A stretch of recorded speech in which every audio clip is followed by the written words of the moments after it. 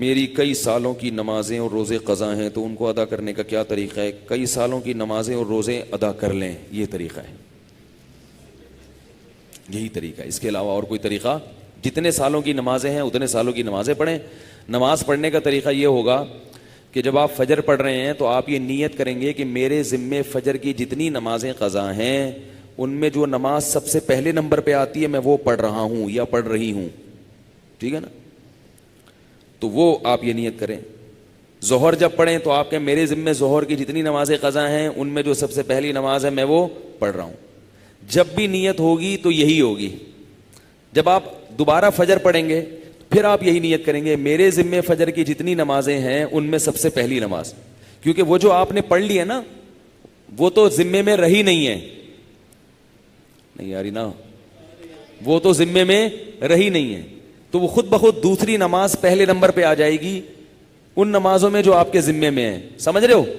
اسی طرح آپ ایک ڈائری میں نوٹ کر لیں کہ کتنے سال کی نمازیں، اندازہ ہی ہوگا، یقین تو نہیں ہو سکتا، کتنی سال کی فجر ہے۔ بعض لوگ فجر کم پڑھتے ہیں ظہر زیادہ پڑھتے ہیں تو وہ ظہر کم رکھیں فجر زیادہ رکھیں، ٹھیک ہے نا؟ تو جمعے کتنے آئے ہیں یہ سارا حساب کر کے ایک اندازہ ہی ہوگا، اس کا یقین نہیں ہو سکتا، تو اندازے سے کر لیں اور جتنی جتنی نمازیں پڑھتے جائیں ڈائری میں سے وہ کاٹتے جائیں۔ بعض لوگ ڈائری کا نظام نہیں رکھتے، حافظے پر اعتماد کرتے ہیں، وہ ساری زندگی کنفیوز رہتے ہیں، پڑھتے رہتے ہیں، ان کو یہ نہیں پتہ چلتا کہ ہوئی ہے کہ نہیں ہوئی ہے۔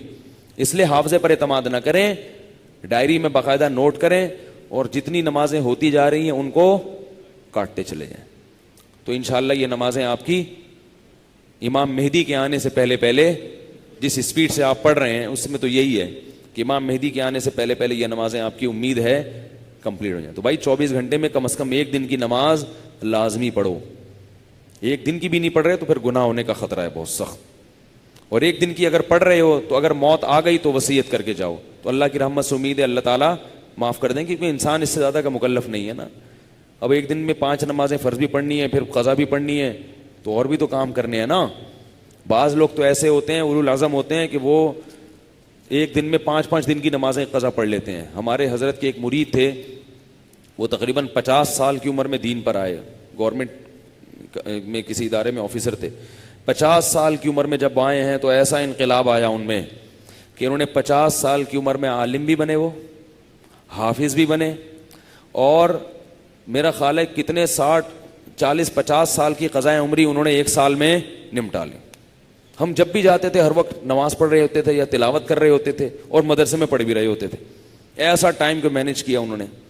تو ایسے لوگ بھی ہیں، لیکن بہرحال شارٹ ہیں ایسے لوگ، تو آپ ایسے نہ بنیں، اتنا ہی کر لیں کہ 24 گھنٹے میں کم از کم ایک دن کی۔ پھر قضاء عمری پڑھنے کا کوئی ٹائم متعین نہیں ہے، فجر کے وقت میں ظہر کی پڑھ سکتے ہو، ظہر کے وقت میں فجر کی پڑھ سکتے ہو، مکروہ وقت نہ ہو۔ مکروہ وقت جو سورج نکلتے ہوئے، زوال کے وقت اور سورج غروب ہوتے ہوئے، فجر کے بعد بھی پڑھ سکتے ہیں، عصر کے بعد بھی پڑھ سکتے ہیں قضا، فجر اور عصر کے بعد نوافل تو نہیں پڑھ سکتے مگر قضاء عمری پڑھ سکتے ہو۔ وطر بھی پڑھنے پڑیں گے، احناف کے ہاں وطر کی نماز کیا ہے؟ واجب ہے۔ اس پہ دلائل کیا ہیں یہ کل، کیونکہ آج کل کلپ ایسے آ رہے ہیں کوئی واجب کچھ نہیں ہوتا اور یہ سنت موقدہ کچھ نہیں ہوتا، یہ بھی آ رہے ہیں کلپ مارکیٹ میں، تو وہ نہیں، فجر کی سنتیں نہیں پڑھیں، بس فرائض پڑھیں گے، فرائض پڑھیں اور وطر پڑھیں، ٹھیک ہے نا؟ اور فرائض میں یہ آسانی ہے کہ تیسری اور چوتھی رکعت میں اگر کچھ نہ بھی پڑھیں تو بھی بول لینا چلے گا۔ فرض کی تیسری رکعت میں 3 دفعہ سبحان ربی الاعلی کہنے کی بقدر کھڑے رہیں تو بھی نماز ہو جائے گی، ٹھیک ہے نا؟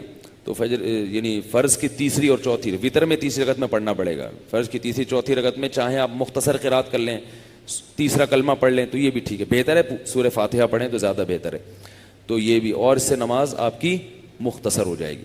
سبحانک اللہم و بحمدک، نشہد ان لا الہ الا انت، نستغفرک و نتوب الیک۔